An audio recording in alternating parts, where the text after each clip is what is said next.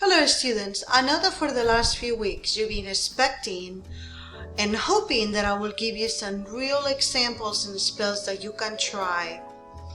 Now, before we begin, and I'm going to give you 19 spells for love and friendship, I want to make a disclaimer not only for this section but also for the next modules that follow. As you do spells, I want you to be careful. When you do a spell, think of your intention, be honest with yourself, and follow the rules that we have been spoken and talked to you about for the last modules. The reason is, a lot of people believe that spells are mostly for entertainment purposes. I wanted to give you the disclaimer because the spells that I'm about to give you, I have collected over the last 10 years. Some spells have been from books found in stores. Other spells have been from books found in 1800s and all collectible books and Wiccan textbooks. Other spells are older than past 1400s. We don't know the potency of a spell. Since every person is different, it might have very light consequences or very serious consequences. To give you an example, when you do a spell, although I know some of you are gonna take it as entertainment purposes, or you could have a party with your friends and just do some funny little spells, please make sure that you understand that some of these spells, even though it's for entertainment purposes and you will be responsible for it and for it alone, I want you to let you know that you have to be careful. On one occasion, and I can tell you what happened to me, I think it was about 8 years ago. I did a spell, and instead of using a pink candle, I used a red candle. Also, I was just playing around. I wasn't taking really in consideration if the spell might be, didn't do my research or what the spell could be. What I'm trying to tell you is that we're not responsible for whatever happens through your spells. Some spells also might take some time to work. Some spells are immediate, and it all depends also on your abilities and as a witch or as a light worker. So it could take a few hours, it could take a month, or it could take a whole year. We don't know. But what I wanted to tell you, I did a love spell about 7 years ago. And it worked. I was expecting to work within the next week. The problem was that later I found out that that was not my person. Do you know what I mean? Later, the spell was so strong that that person pursued me, stalked me, and other things continuously for almost a year and a half. So what I'm going to recommend to you is, when you do a love spell or any kind of spell that is not directed towards you alone, that you always look for a counter spell, that you have that in hand. Okay, let's get with the love and friendship spells, and let's have fun. As you may suspect, love spells are the ones magicians cast the most frequently. We even use magical terms to describe being in love. We feel enchanted, under spell, bewitched, charmed, and so on.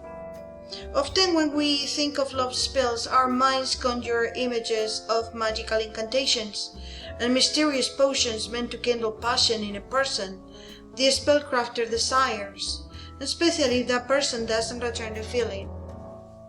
Fairy tales, poetry, popular songs, and Hollywood perpetuate this idea. Keep in mind, however, that love spells aren't meant to enchant or bewitch someone into falling in love with you, especially if that certain someone is already involved in a romantic relationship with another person. Although it might be tempting, and more than a few magicians have used magic to manipulate another person, doing so can backfire. As I explained in the 3 minutes before this, sometimes with disastrous results. We all have free will, and nothing can violate that will, not even magic or spells. The true purpose of a love spell is to increase your own power and attractiveness so you draw the individual who is best for you. If your spell involves someone else, ask his or her permission before casting it. This may not be possible if you're trying to make peace with another person from whom you separated, or if you need to break an unwanted bond between you and someone else. Even then, explain your intentions to that person higher self and make it clear that you seek only the best for everyone concerned. If it is appropriate, you might invite the other person to participate in your spell. This can be beneficial if your spell is intended to enhance some aspect of an existing relationship, such as heightening the passion or joy between you. Spells for love are numerous and vary, and before you do any, it's important to define what you want. Are you trying to attract someone? Are you looking for your soulmate? Are you hoping to improve your current relationship? The clearer you are in your mind and the more specific you can be, the greater you are in a good mind. The tables in this module show which ingredients can lend more power to your love spells, and we'll go through them as we go through the spells and their ingredients. So what are the steps for successful spell casting? Well, first, you want to remove all distractions, collect all your ingredients and tools, purify and sanctify your space, quiet your mind, cast a circle, which we explained before, around the area where you will do spell working, perform the spell, and if you have called upon deities and spirits to assist you, thank them and release them. Open the circle and store the tools in a safe place until you need them again. Now try to incorporate the colors. For example, as I explained before, you have to be really careful. A different color might not produce the result that you desire, or it might produce a disastrous result, like it happened to me. For passion, use red. For pink, use affection, and or purple for romance in your love spells.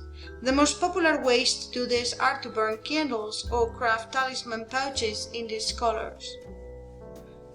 I wanted to tell you also that when you're using candle magic, especially when you're using herbs or essential oils, you have to be careful.